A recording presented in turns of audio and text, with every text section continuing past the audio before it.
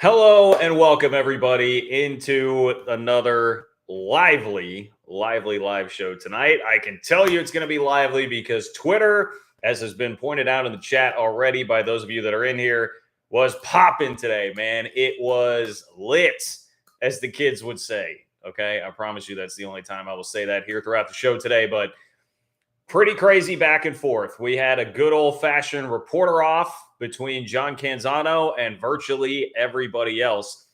Kind of funny how that has continued to develop like this. John Canzano via the rest of the football world, the rest of the college athletics reporting universe. And that is what has happened once again today. In fact, I see a tweet right as I'm getting ready to send out my promo tweet that the show has started from Dennis Dodd going back basically at John Canzano here. So yeah, it's been a wild day. I have, to be honest with you, kind of avoided the Canzano stuff for a little while here because it got to me to the point where it was like I can't treat this as very legitimate anymore. And like John Wilner, I'll do that all day. I respect that man a lot, even if I do think that sometimes there is Pac-12 spin coming with what he does. That's kind of the nature of the beast, right? But I mean, Canzano is just purely putting out propaganda. And once again, today, we saw that happen. And he definitely got dunked on by Ross Dellinger. He was definitely getting dunked on by Jason Scheer.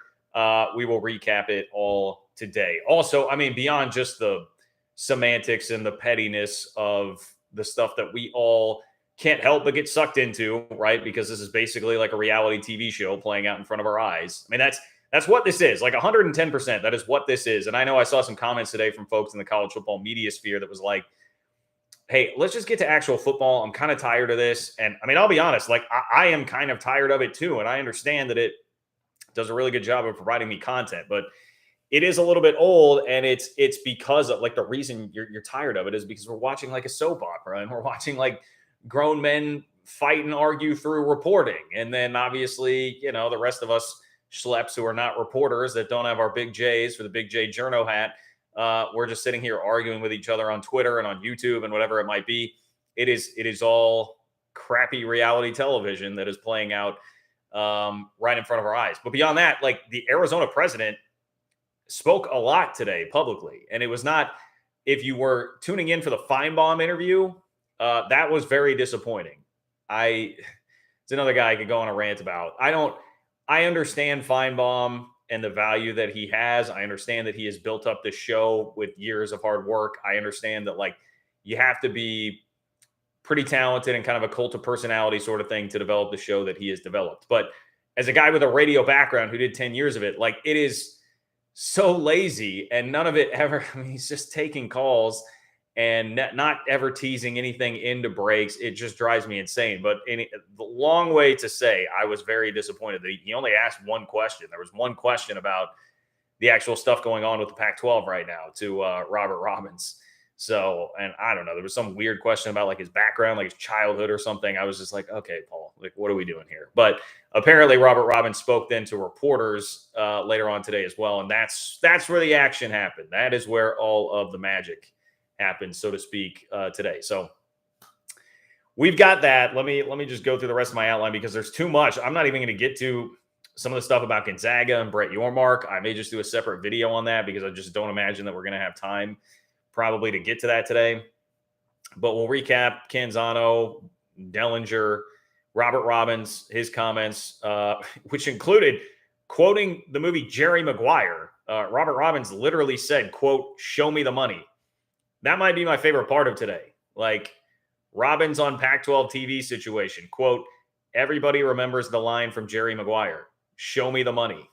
I mean, that is crazy.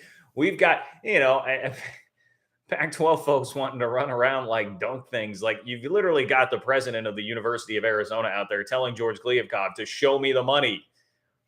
That's where we're at right now, man. It's pretty wild. Anyway, Colorado, we've missed an entire Colorado storyline since I last spoke to you. I was getting caught up a little bit on it last night on Peek Around the Corner. Shout out to Greg Flugar. My guy, enjoyed popping in there with the chat with some of you guys for a little while last night. Colorado has an open Board of Regents meeting on Friday, and it's following the same pattern. They went Tuesday, Friday, the same way in 2010 when they left the Pac-10 is what has set up this week. But I mean, I will admit with the Colorado Board of Regents thing, I mean, believe it when I see it mode there. We've seen enough of these Board of Regents meetings come and go where I'm just not going to get super excited about anything. I mean, speaking of Canzano, did anybody see this theory that he was pushing yesterday about UCLA and like the Pac-12's goal is to get UCLA to come back in 2030? I mean, just like that's when I say like I just can't take this stuff seriously. I mean, it's that kind of thing. Like, come on, man. What are we doing with that? Okay. So that is basically what we have. As I mentioned, there were a couple of pieces written about Brett Yormark and Gonzaga too. I don't know if we're going to have time to get to that. Barry Trammell seems to suggest there's not a whole lot of internal support for Gonzaga outside of Yormark himself. Dennis Stott had some pretty good details about what Gonzaga is valued at, what kind of media value they could bring to a potential contract there, and some of the numbers on it, which were very interesting. So there's definitely some meat on that bone too. But we'll get into the Pac-12 here in just a moment. I do have to remind you, if you have not been here before, how it works. We've got 200 people in the chat already. I will not be able to keep up with everything that's going on in the chat. So if you want to make your voice heard tonight, get your question or comment on the show. Click the $ below the chat box where it says say something. You add a donation to your question or comment. It will tack it up at the top for me. It will supersede everything else. It means that I will get to it. You will be on the show if you do it that way. And at the same time, you are supporting the work that I'm doing to bring you Big 12 content on a week in, week out basis here. Could not do it without all of your support. I genuinely appreciate all of you guys who do that. I appreciate it. As always, a free way that you can help out the channel is just like the video. Just give me a like. That's all it takes. One little click. That's all I ask. You give me a like. And I would very much appreciate that. Also, leave a question or comment. Just leave a comment. I should just say, leave a comment underneath the video before, during, or after. That stuff all helps too. Fuel that algorithm for me, guys. That's all I'm asking for is just to fuel that algorithm for me. I appreciate all of you guys who do that as well. And if you are watching this after the fact, you can contribute as well on Venmo. It's John-Kurtz-4 if you'd like to support the channel that way as well. I appreciate all the guys who do that. So lots of ways to support the channel. Spread the word as always, but let's get into it. Okay, we start with R Web, who I'm always excited when I see an R Web comment in here. R Web says the Pac-12 anthem or the Pac anthem, Saturday Night Fever. Falling behind. Nice. I see what you're going with there. That's pretty good. That is pretty good. Did I even mention? I don't even think I mentioned it in my rundown at the beginning of this, that the Comcast deal actually, it turns out, is worse for the Pac-12 than they thought. They thought it was going to be a $50 million hit. John Wilner reports now that it's going to be $70 million for the Pac-12, over $5 million per school. So yeah, more not great news for the Pac-12. And the funny thing, I mean, they're kind of lucky that all this stuff happened today because that headline gets relatively buried in all of this. If that had just been a standalone, this is actually Pac-12. I got to give them some credit. They've been terrible at controlling the narrative. They've been terrible at controlling anything media related here throughout this. They actually, by having some like a stealthily planted crappy report from John Canzano today, kind of stole the show by mucking up Twitter with all the back and forth on that. And nobody was really paying much attention to the fact that, now the Comcast deal is actually going to cost them $20 more million than what was originally anticipated and reported by Wilner. So, hey, I'll give it to the Pac-12. Maybe some progress. You know, I mean, hey, people evolve. People can change. Maybe we're seeing a little bit of self-work from the Pac-12. They've been going to therapy. They've been talking it out. And they're making a little bit of progress here, some personal progress. Hey, we're not going to let these stupid headlines about us getting sued by everybody or losing money or Larry Scott. We're just not going to let that dominate things anymore. We will allow our other problems to take center stage. Congratulations to the Pac-12 for that. They did an excellent job with that today. So anyway, R Web, always appreciate you and your musical references. Falling behind. So thank you for another one today. Joe, what's up, Joe? Joe Khatib in the house. I appreciate you, man. Joe says, I think Colorado has had enough and is ready to pull the trigger. Arizona seems to operate much more quietly. Enjoy your summer, John. Well, thank you, Joe. I appreciate that. I appreciate you being here. You enjoy your summer as well.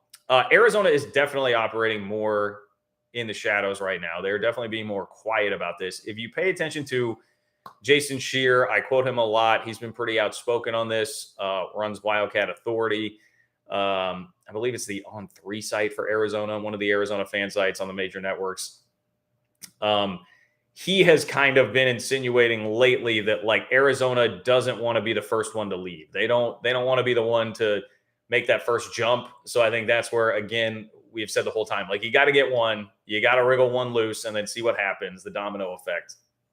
So that comes back to, as you mentioned there, Colorado. If you do get Colorado to go, does that then make Arizona feel more open and free to be able to do the same sort of thing? They continue to say publicly that they will wait, but really Colorado has said the same thing. Both sides have said the same thing publicly now through their either athletic director, chancellor, or president, that they will wait to actually get the Pac-12 number before making some kind of decision. But it feels like the Colorado smoke gets heavier and heavier here. So feeling like maybe they won't, as we still don't have an actual deal out there. So we shall see. But it feels like right now, yes, that Arizona at one point in time felt like the most likely to leave. Now that seems like Colorado has the most interest. It's been reported that they are the most receptive out of that group. I know that's the way Barry Trammell phrased it in part of his article that I was looking at about the Gonzaga thing. So anyway, Colorado seems to be the most receptive right now. If they go, would that then cause Arizona to go? I think is really the big question. And Arizona State, it seems like, is much more loyal because their leadership is extremely loyal to the Pac-12. And then Utah has been very defiant. I mean, we'll just see. We'll just see. I know I was watching Greg Flugar last night, and he said that he had been hearing that Utah was starting to be a little bit more receptive now to the Big 12, not quite as defiant about it as they were before. So who knows? Who knows? But we shall see. Christian says, I appreciate you, Christian, first of all, by the way. Thanks for being here. Christian says, wasn't the Pac-12 supposed to consummate months ago? It is an absolute joke that the Arizona president hasn't even seen figures yet, let alone a deal. Yeah, that is a part of what Robert Robbins said today. Let's see if I can pull up that exact quote here. Arizona President Robert Robbins stresses, this is from Pete Thamel, that Pac-12 presidents have not seen numbers yet on the upcoming TV deal. And then here is his quote. Until we see a working document that gives us numbers, that's what we don't have. Until we have it, no one can make an informed decision. Yeah, it was pretty amazing. I mean, for all this talk about a deal being close, and then not there, Arizona's president's out here saying today, on June 7th, this deal that was supposed to be done like in December and then March and then April and then spring and then summer. He's saying here on June 7th that they still have not seen numbers yet on an upcoming TV deal. There was another one that said that like all he had seen was projections. And that's the kind of thing where I would just say, well, that's probably not good for the Pac-12, because anything that we have been led to believe here is that Kliavkov's projections set the bar way too high and have led to expectations that have not been met here, and has set a pretty poor tone within the Pac-12. And especially when the Big 12 came in and got their deal, and then there's all this whining and complaining about the Big 12 undercutting things, when the reality was the Pac-12 just was not worth near what George Kliavkov was saying that it was going to be worth. And the Big 12's deal was much closer to market value than what Pac-12 folks in some ways would lead you to believe, that the Big 12 took this huge, massive undercut that is now screwing the Pac-12. That is, I do not believe, very accurate at all. So I'm with you, Christian. It's amazing. I mean, that is incredible that apparently has not happened. Tomcat F14, appreciate you being here. Thank you, Tomcat. Tomcat F14 says Colorado's silence speaks volumes. They know what's happening and aren't shooting it down. They responded to MHVER3. Tells me all I need to know. Well, I will say, I mean, Colorado has not been like completely silent. We did, the athletic director spoke, was it last week? All this runs together so much, guys. But Rick George, I think, spoke last week, and that was where he was basically saying the same thing that we saw from Robbins today, which is, hey, like, show me the money. I've got to see what the deal is, and we'll make a decision from there. But he certainly left the door pretty open to be leaving with his latest public comment. So they have not been completely silent, but the last part of what you said there actually, like, I really agree with. The fact that they responded to just and I don't mean this as a slight or like an insult, but just random guy on Twitter. Now, I know that MHVER3, like he has developed quite a following.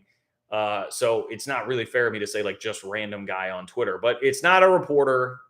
It's not like any official leadership or anything like that. And the fact that he felt the need to come in and quote tweet that and put a response out like that, yes, I do think spoke a little bit to me of like, hey, they feel like this is hitting a little bit too close to home right now. Maybe some secrets are getting out there a little bit more than what they really wanted to, trying to control some of that smoke, which obviously didn't work because there's been tenfold smoke since then. I mean, look, the Colorado smoke, here's the perfect way to just topically tie all this together, guys. When I was telling you the other day, like I was like coughing up Colorado smoke, I still am a little bit, by the way. When I said that, it looked exactly in my mind, the way I pictured all the Colorado smoke. Anybody know where I'm going with this? It looked exactly like what New York City looks like today. If you guys have seen the shots of New York City with all the smoke in there from the wildfires going on in Canada, that is what the Colorado smoke looks like right now. Just pretend like not Manhattan, Kansas, but Manhattan, New York. Just pretend Manhattan is the Big 12. All that smoke that's around there hovering around the skyline, that's Colorado smoke, baby. That's the Colorado smoke that we've got going on right now. Let's see. Christopher, what's up, Christopher? Christopher, appreciate you being here. Thank you, my friend. Christopher says, question, would you consider the Pac-12 with $1 million more per school per year than the Big 12? Okay. I'm sorry. I'm getting lost reading this. And that's my fault, not yours. Would you consider the Pac-12 with $1 million more per school per year than the Big 12 a third place finish if it is 85% streaming only? Okay. So you're asking if the Pac-12 gets a deal that is $32.7 million per school per year, would that be a third place finish if it's 85% streaming? No, I would say no. I think that's too heavy on the streaming. In fact, I just kind of doubt. I don't know that there's a scenario where they would actually sign off on that. I would have a hard time believing that they would sign off on a deal that's 85-15 streaming versus like streaming versus linear, but maybe they would. And I get, it would certainly be billed as a win by everybody on that side. We know exactly how they would act about it. It would be billed as a win because of the strict monetary value there of that. But you're losing a lot of value there if you're going 85% streaming. So I would not personally, no, I would not do that. I would not label it that, but it's a good question. That is definitely a good question.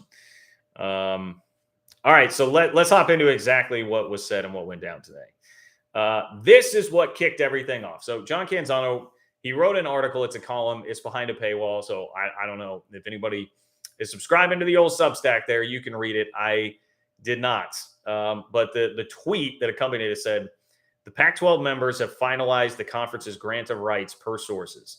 They've negotiated revenue sharing, sponsorship rights, etc., and all 10 members are ready to sign. Then he said, what's the holdup? Well, we know what the holdup is, and the holdup is the important part here. Like, okay, so there's a grant of rights that's been agreed upon but not signed. The holdup is a TV deal.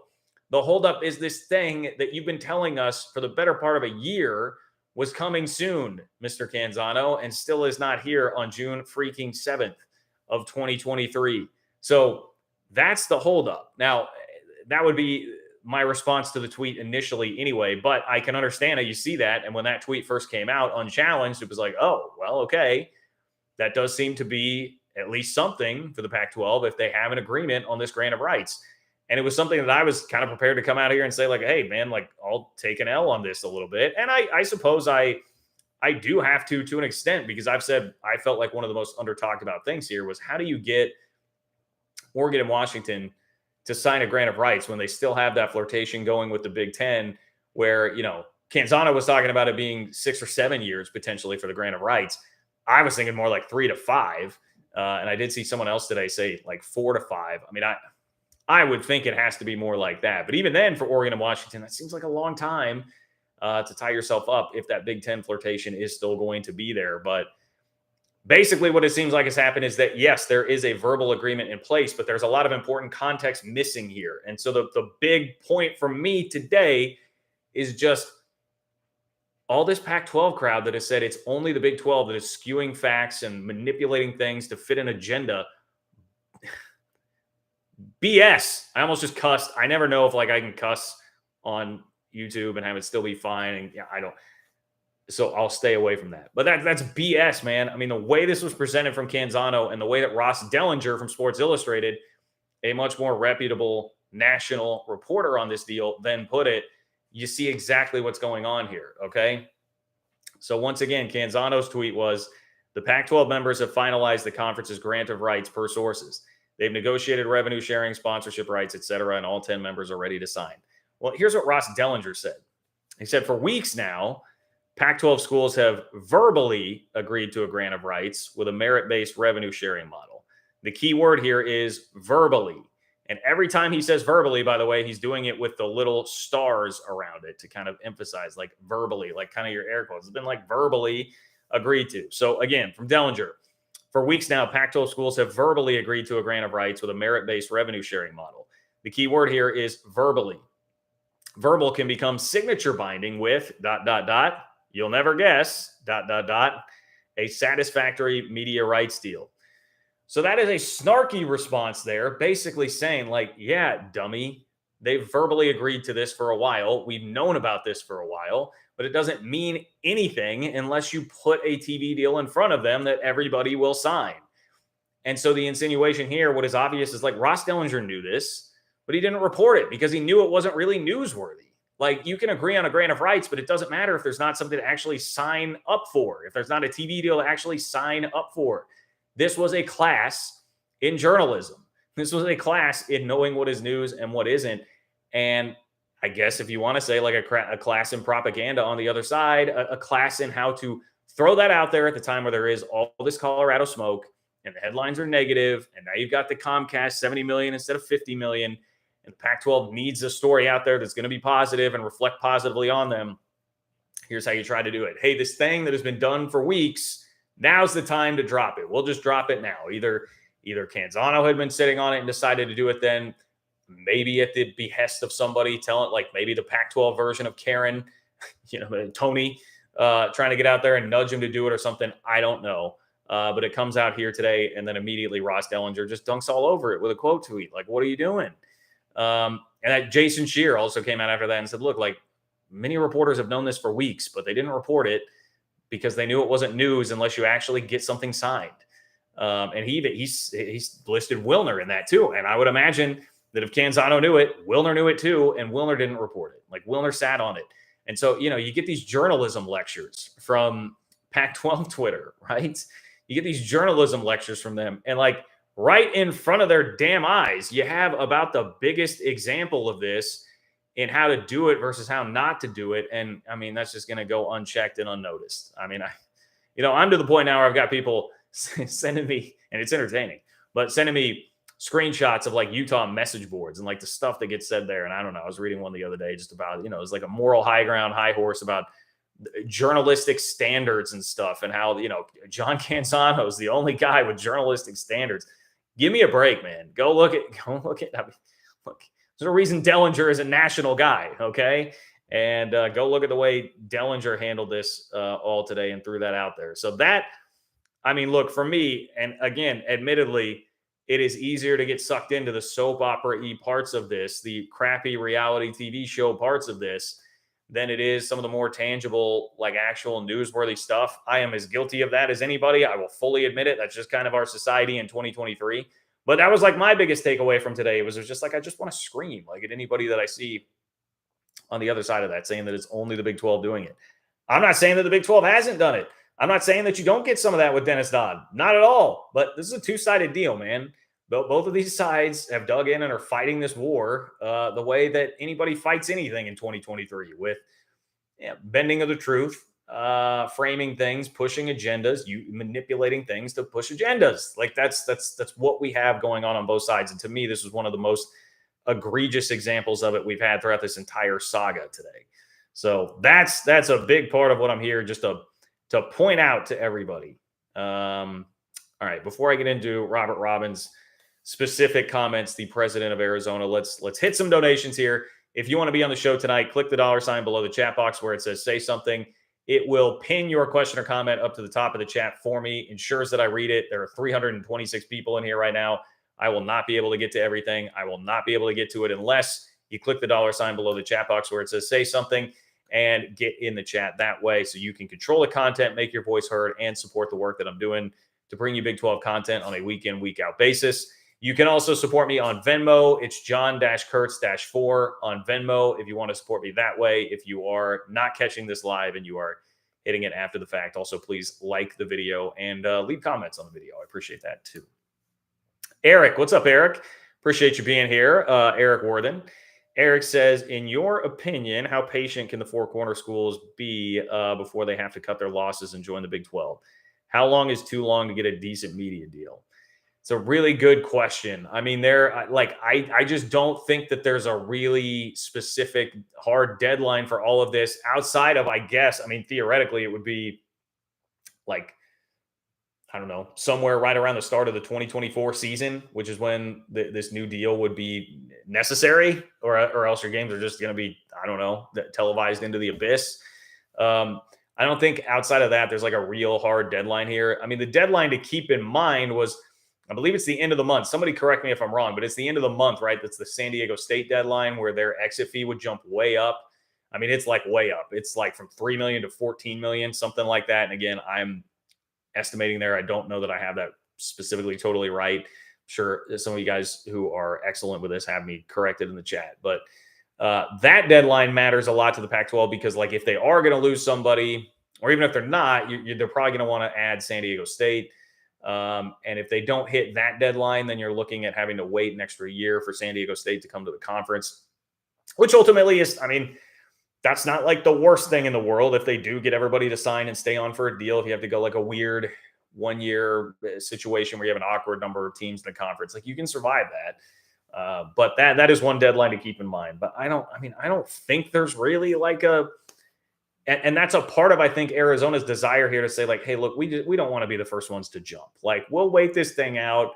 But then if somebody else does jump, then you start to feel the urgency of it and feel like there's a deadline and kind of like, all right, man, like somebody else did this. Can we still sit here and wait? Now somebody else is gone. We have an excuse. The appearance is going to be more like this is a sinking ship. Like that starts to put the pressure on more than any arbitrary deadline, I think. And that again underscores the problem of how the Pac-12 has continued to timestamp this with the presidents and athletic directors that have spoken to the media. I think that's been one of the biggest mistakes that they've made because then everybody looks at these deadlines that have been set up. I mean, even John Wilner was guilty of that at one point in time. Trying to think, his was like the end of March, I feel like there for a while was like his big deadline. And then he was like, oh boy, it's going to get real fast if they don't have it by the end of then. And then he kind of changed it and amended it and, moving the goalposts. We've seen some of that on both sides of all of this. But those deadlines, those have been the only real ones put in there. We're just self-inflicted wounds by the Pac-12 setting themselves up for failure. And so you're seeing a little bit less of that, although Robbins, again, today from Arizona was saying weeks. And, it's been weeks away for months. I mean, that's just where this whole thing has been. So anyway, where... caught up here. All right, Eric to Brian. What's up, Brian? I appreciate you, Brian. Thank you for being here. Thank you for your donation. Brian says, don't believe anything Canzano says. He earned the nickname Clownzano here. But I normally would be like, hey, like, I'm not one. I don't want to get super involved in the name calling here, but I don't know. I've seen him roll out there the 12 and on moniker in some of his stuff before too. So I guess, all is fair in love and war. So I certainly will not tell you to stop that, Brian, even if I'm not going to engage in a ton of that. But yeah, I mean, look, I was very frustrated. Very frustrated with seeing that today and seeing how everything was handled. Sorry, one sec here. MJ Allen, what's up, MJ Allen? MJ Allen says, congrats to Texas and TCU making the Super Regionals. Good luck to both making the College World Series. All right, there we go. I knew TCU was moving on because I kind of saw TCU at the end of the year. They played K-State at the end of the year, then again in the Big 12 tournament. Like they've just been red freaking hot. The frogs are cooking right now, man. So Texas. I did not actually even realize fully that Texas made a super regional, but not surprising. I mean, both of those squads have tradition. They have a ton of talent. So there we go. Let's get the Big 12 into the College World Series. I'm here for it. Was disappointed that Texas Tech didn't make it. I was definitely rooting for the Red Raiders. So, oh hey, RCF, what's up, RCF? Now, RCF says Karen says to keep up the good work, John. Go Cougars. I saw that at first, and thank you, RCF. Much appreciate that. Thank you for being here and supporting the channel. I saw that at first, RCF, and I saw Karen, and then I was like, wait, I was trying to do some quick like math in my head, like, oh, RCF. Like, wait, does that stand for something Karen related? Is this Karen? Is this actual Karen? Is Karen Brodkin in the chat right now trying to keep tabs on me because she's, these paychecks are cashing right now. She's seeing how much she's paying me. She just wants to make sure that all of that is going well. So you had me on my P's and Q's there for a minute, RCF, thinking that I needed to make sure I showed up and was very sharp here for Karen's sake. So, by the way, all hail Lord Karen. All hail. All hail Lord Karen. Karen apparently has Ross Dellinger now on the payroll. So that's some big news from today. Ross Dellinger from Sports Illustrated officially on the Big 12 payroll via Karen from Endeavor. Okay, let's roll through Robert Robbins' public comments here from Arizona. This is, again, the president at Arizona. Did kind of a lame interview on the Paul Feinbaum. I mean, it was fine, whatever. Feinbaum just did not ask very much about this at all, which is, I was complaining about being lazy earlier. It's probably just more like it shows you how little anything outside of the SEC or maybe the Big Ten matters to the big boys in college football. But Robert Robbins then spoke to reporters afterwards, and we got like a treasure trove of quotes and information from him there. So we said this earlier because somebody commented on it. Arizona President Robert Robbins stresses that Pac-12 presidents haven't seen numbers yet on the upcoming TV deal. They have not seen numbers yet on the upcoming TV deal. And he was quoted as saying, "Until we see a working document that gives us numbers, that's what we don't have. Until we have it, no one can make an informed decision." So here's a big one. Would Arizona be interested in moving conferences? Arizona President Robert Robbins, quote, "depends on what our financial deal is," end quote. I mean, it's just laying it all out there. Arizona and Colorado have now just plainly, flatly both laid it all out there multiple times publicly through the media. Depends on what our financial situation is. They are not saying we're committed to the Pac-12 or not leaving. That is not what they're saying. And even if they were, you know that's what you say until it is that you leave. They're not even going through the trouble of that. They're not even going through the trouble of kind of lying. They're just saying, like, look, it's going to depend. Do we get enough money from the Pac-12 or not? If we do, we'll stay. If we don't, we will leave. That's Arizona's situation. That's Colorado's situation. And, I mean, obviously, we have heard a lot throughout this entire process that there is zero chance that any Pac-12 squad is leaving from the big old Pac-12 propaganda machine. And that part, I feel like no matter what happens here from here on out, like, we've had public admissions from two of the schools that they are actively considering other options. And it all depends on what TV deal they get. That is, to me, it's already a W. It's already, it's not really a W. It's an L for those who have been pushing like, oh, of course, the academics, nobody would ever consider it. They've told you they're considering it. They have publicly told you they are considering it. So we got that again from Arizona here. And I will reiterate once again, I'm not saying I think it's definitive that either Colorado or Arizona is going. As of 2 weeks ago, I was 30-70 on any of that. Now I'm more like 50-50, but I'm not somebody out here beat a carnival barker saying that it's happening right now and it's official and all that. Not what I'm doing. But you're taking an L if you're somebody that this whole time has said nobody is going to nobody would leave. Nobody would consider leaving. Why would they consider leaving? Academics, prestige, Pac-12, culture, all this BS, man. They're telling you publicly that they have. Arizona President Robert Robbins on a Pac-12 deal. And of course, this is, you guys can guess, this is the one thing that I saw John Canzano like actually publicly responding to on Twitter. Quote, "I'm not anxious about this. I know it's important. I have full confidence we're going to get where we need to be." He said he's cautiously optimistic. That's fine. Like, I think if I were a president or an athletic director in the Pac-12, that's what I would be saying publicly. I would be saying we're cautiously optimistic. If you want to publicly reflect the accurate portrayal of where you're at. Maybe it's not quite that. Maybe you are a little bit more panicky behind the scenes, but publicly you need to at least say that, hey, we're remaining optimistic about this, but we are cautious about it because it's taken for freaking ever. And there are some pretty high stakes here. So I think cautiously optimistic is pretty damn accurate for that. Saying I'm not anxious about this. I know it's important. I have full confidence. And again, you got to say the line. You got to say I've got full confidence in the leadership when you go out there and face the music and face the microphones and face the media. That's what you have to say. So I understand that.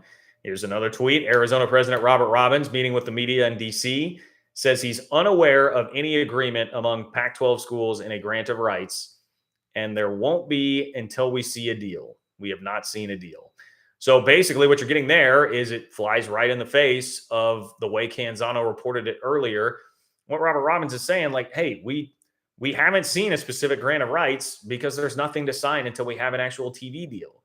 So it doesn't matter even if there has been some verbal agreement in place here. Robert Robbins refuted that. And the tweet that I referenced right as I started today from Dennis Dodd that popped up right before I came on, it's Dennis Dodd. He says, Arizona President Robert Robbins told CBS Sports he has not been informed of finalization of the grant of rights or an agreement to share media rights.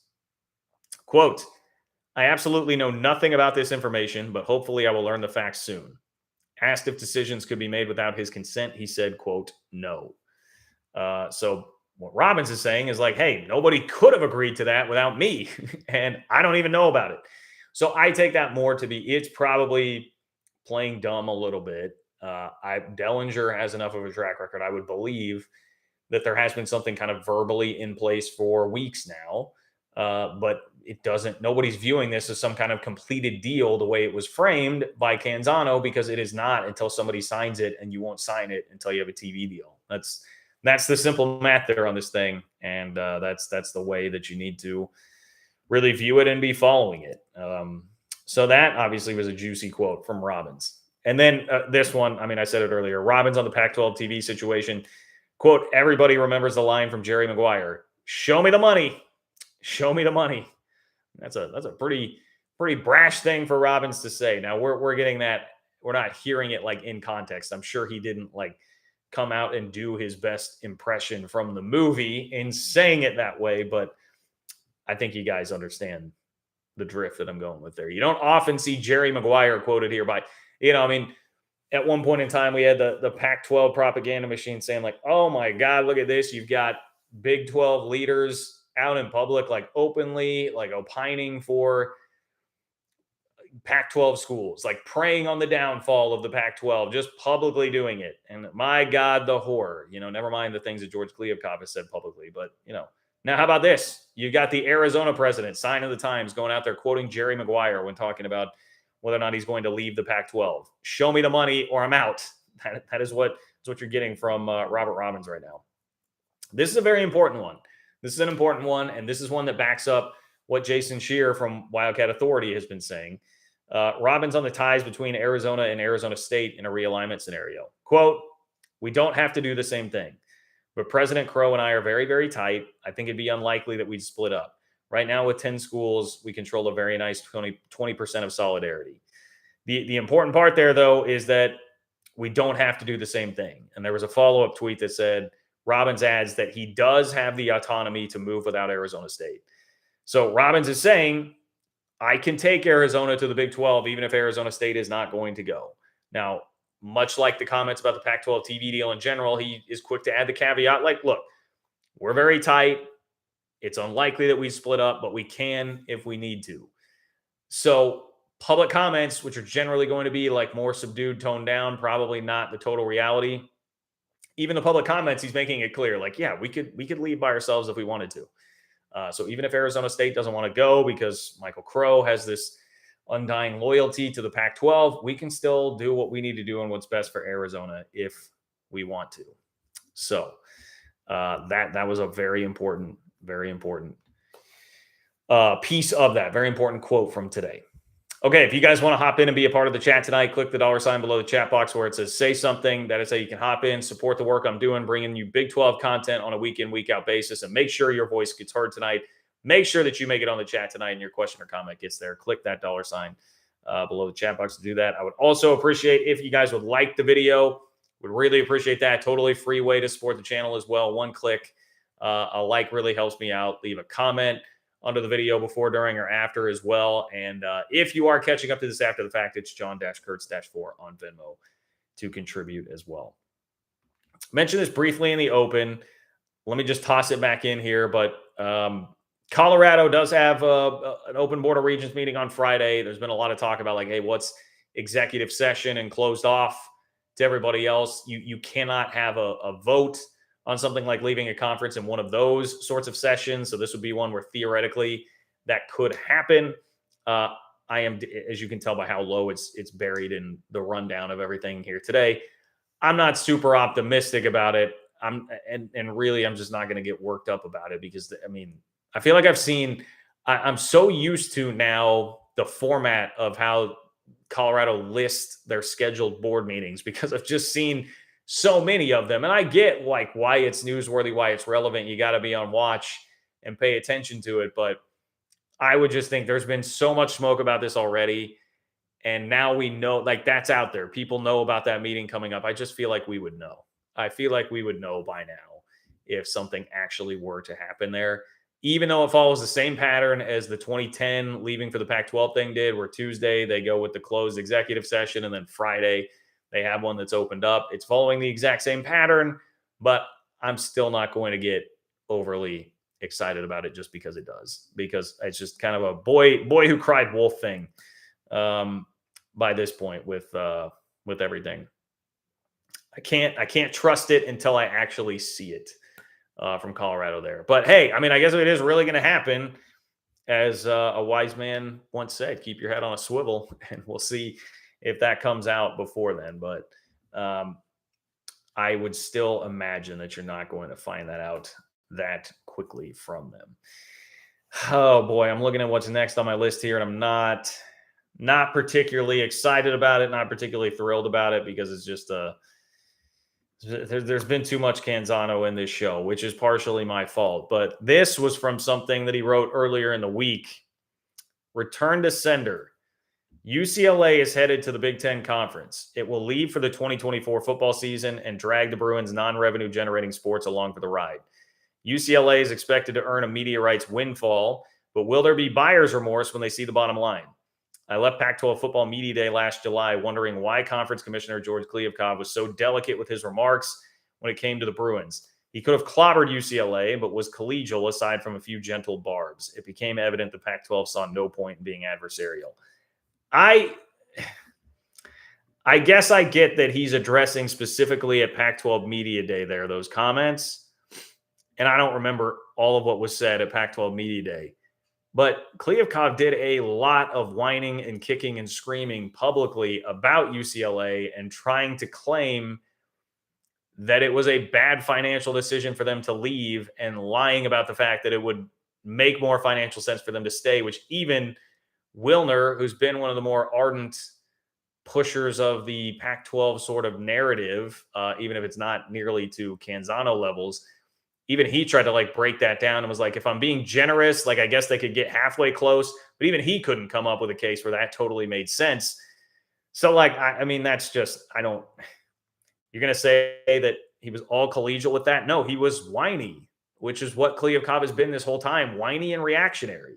He was whiny and reactionary on UCLA. So I would beg to differ about the overall tone of what Kliavkoff had toward UCLA. But anyway, here's the kicker to all this.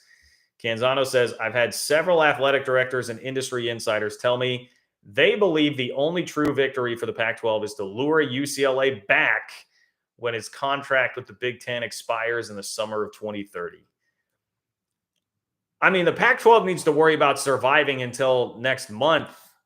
The Pac-12 needs to worry about surviving until the 30th of June, as opposed to bringing UCLA back in 2030. And I just, like, there have been some of these decisions, like Nebraska. Has it worked out competitively for them in the Big Ten? No. Has their program become more relevant? No. It has become less relevant. Do they have a pile of money? Yes, they do. So are they going back? No, of course they are not, because they have their pile of money. That's how these things are going to work. Like the Big Ten, I mean, the idea that they would come back in 2030, thinking about not only the money that they'll be making initially on this latest deal in the Big Ten, but then the fact that the Big Ten will be coming to market then again not too long after. When does this current Big Ten TV deal?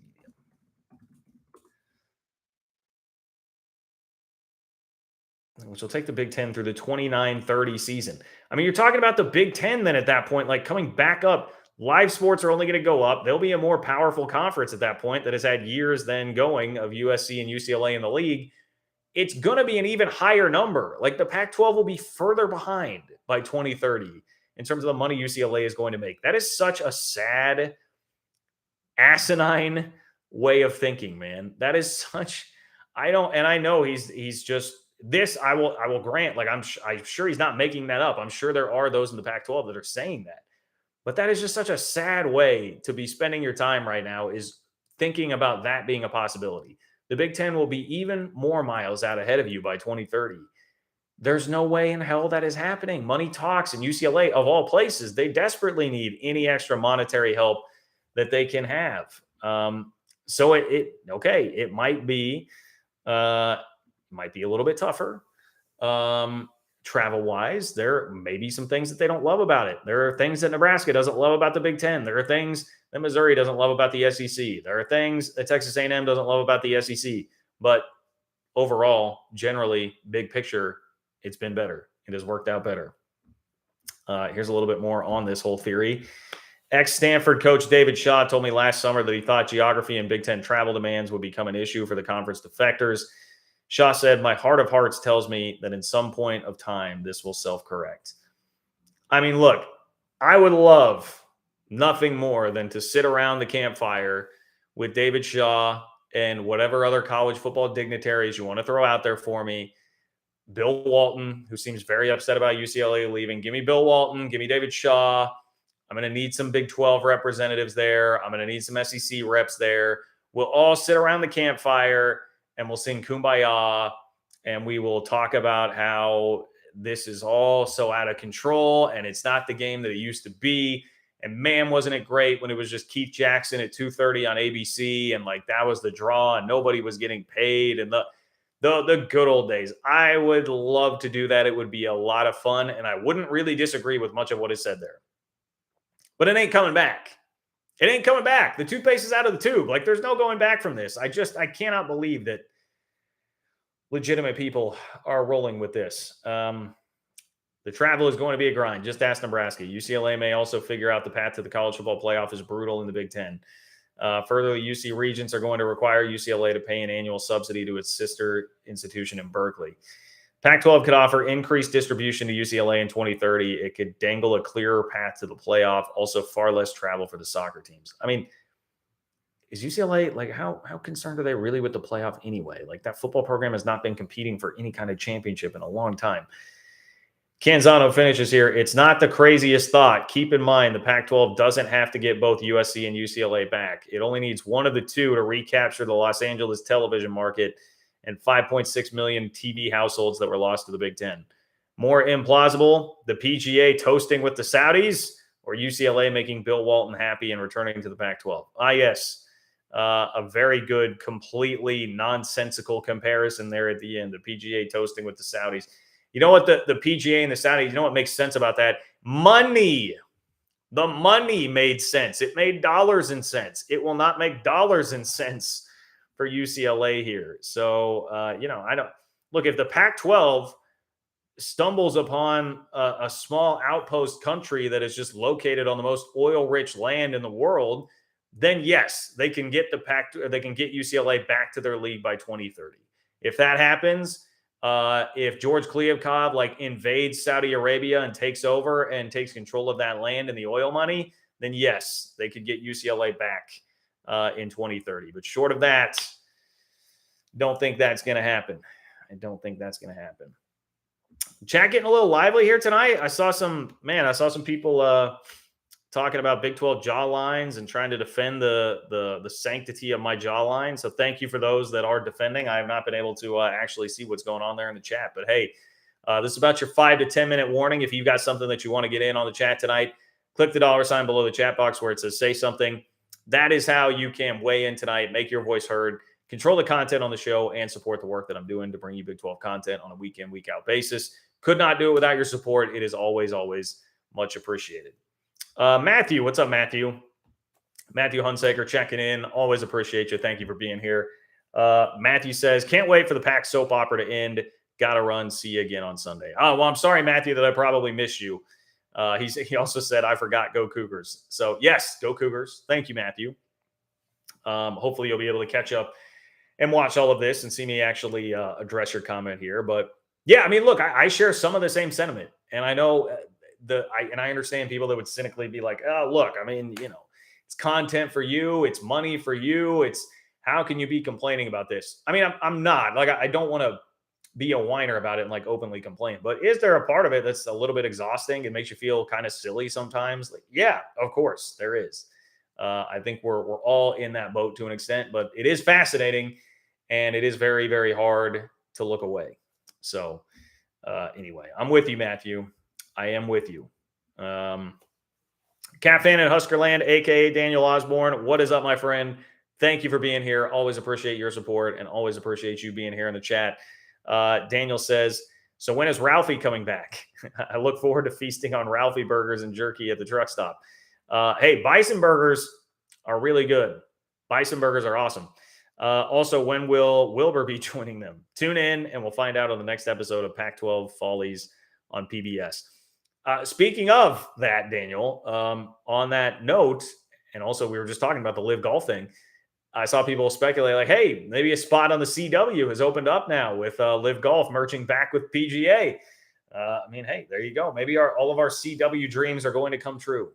And we will actually get trying to think of like, I always try to think of like, what's the funniest matchup that I could throw out there? Like we'll get Cal, Oregon State coming up after Gilmore Girls.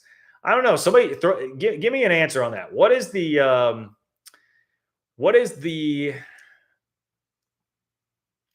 just the funniest matchup of Pac-12 teams that we could say like coming up after Gilmore Girls, coming up after Gossip Girls, we will give you Cal Stanford, the big game. That one actually is kind of funny to me. The big game would be coming up. Ralphie, by the way, Daniel, to me would be welcome back with open arms in the Big 12 conference for me. I would very much, I think Ralphie is a love or hate Colorado, love or hate their fans, all that stuff. I don't think anybody can deny that Ralphie is a great college football tradition. If you're into college football and have any inkling of digging the tradition of everything, I don't see how you can really hate on Ralphie at all. So I would welcome Ralphie back for sure. I would be excited about that. And I would love to go see him run out there again. I've seen a couple of K-State games at Colorado. I would love to go watch it again. So anyway, appreciate you, Daniel. Thank you for being here. Thank you for bringing up Ralphie, a very under-discussed element in all of this. We have not talked about Ralphie enough with all the Colorado smoke going on. I just hope that Ralphie will still be able to breathe with all the Colorado smoke that is engulfing this country right now. You know, do not, speaking of fake news, do not believe these media reports, even as I said earlier, that all the smoke in New York is from Canada. It is not from Canada. It is from Boulder, Colorado. That is Colorado smoke that has engulfed the entire country.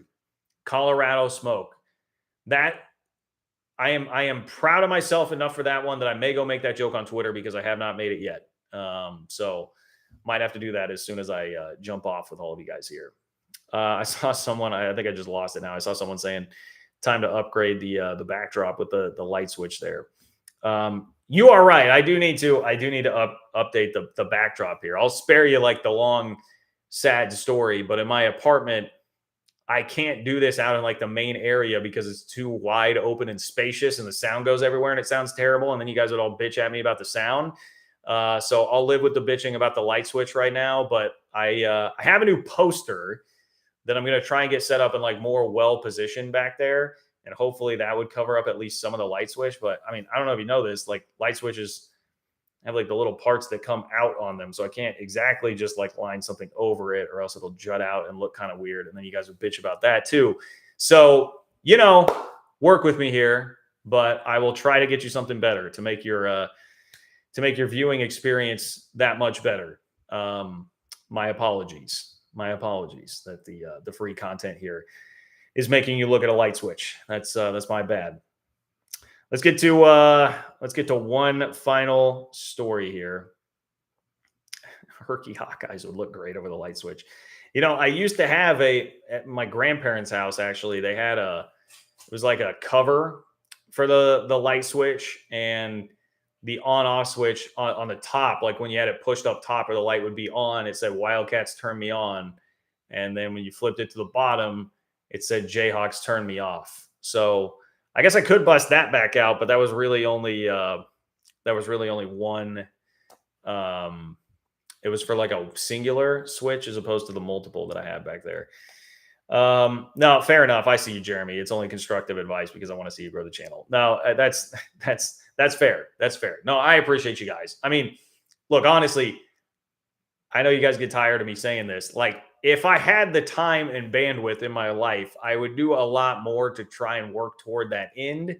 But I have a lot of things going on, and I just don't.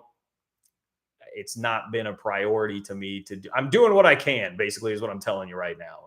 When you work an 8 to 5 job, you got another podcast that you're doing, which, by the way, I mean, today it was work the 8 to 5, do a podcast, do the YouTube show, and I'm going to record another video after this. I try to have a social life.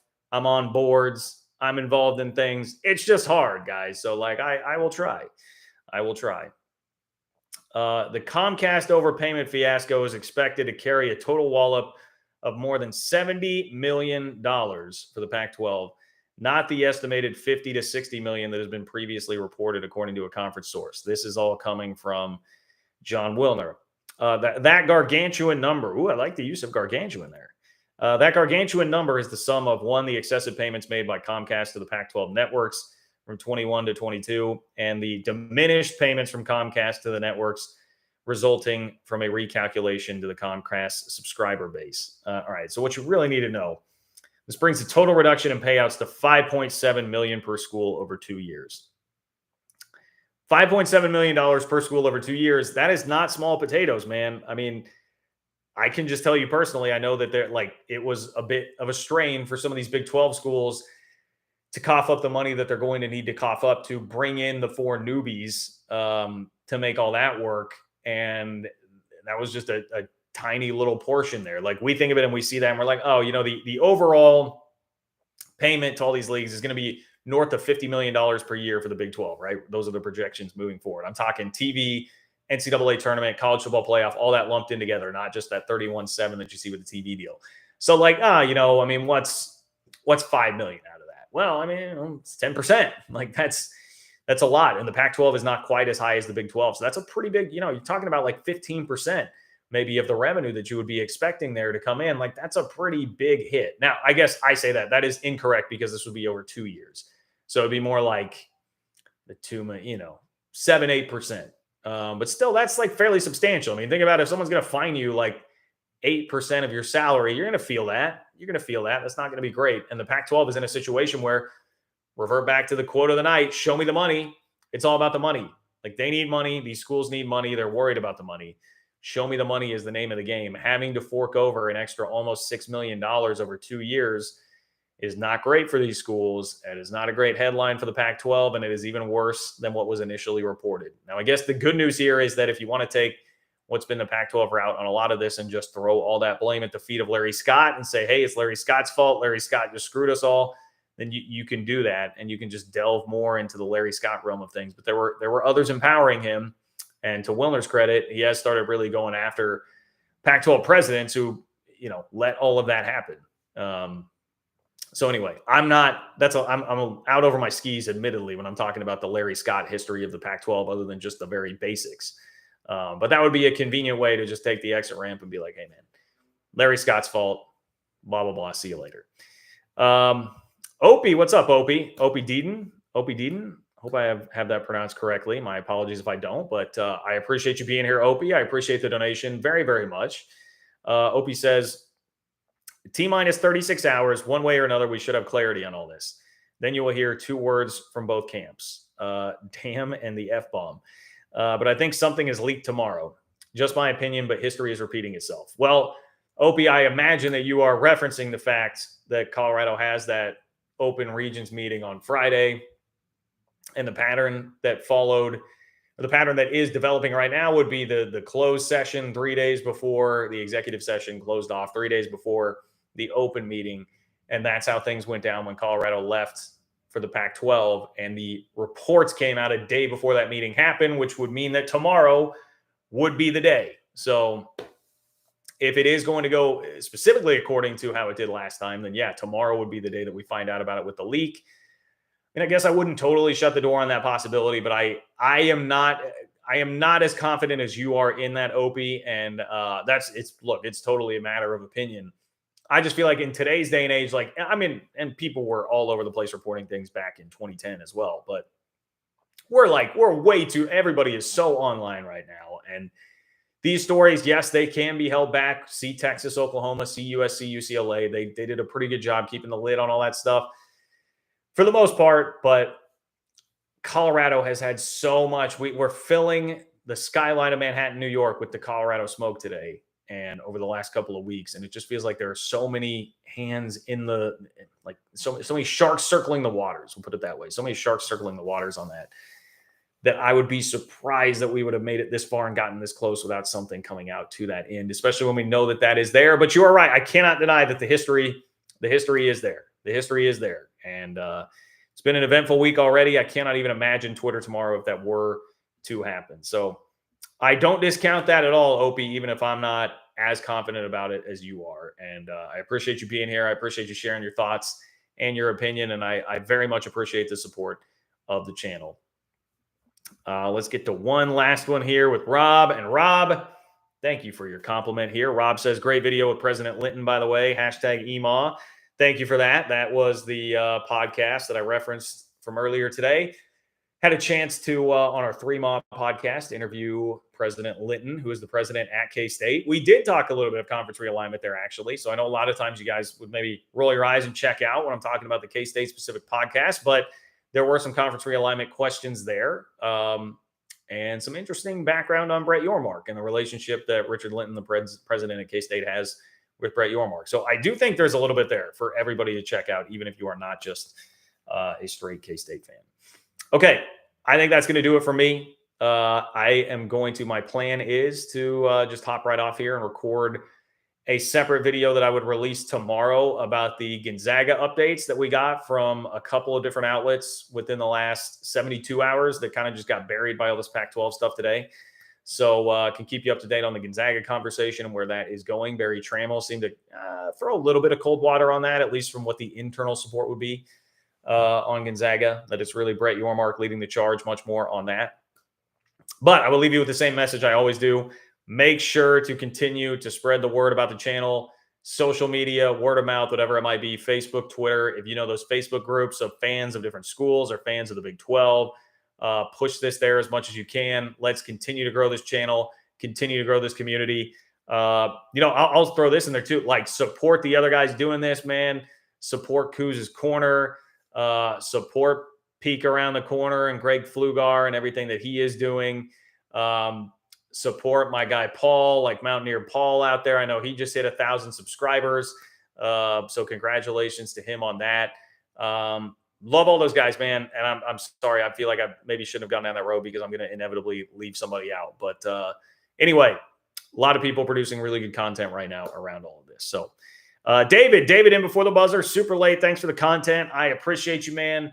Thank you for being here. Make sure to catch up with the video now that it is going to be archived and up there. Get caught up on everything if you missed anything. I appreciate all of you guys for being here. Enjoy the rest of your Wednesday night. Enjoy the rest of your week, and I will talk to you soon.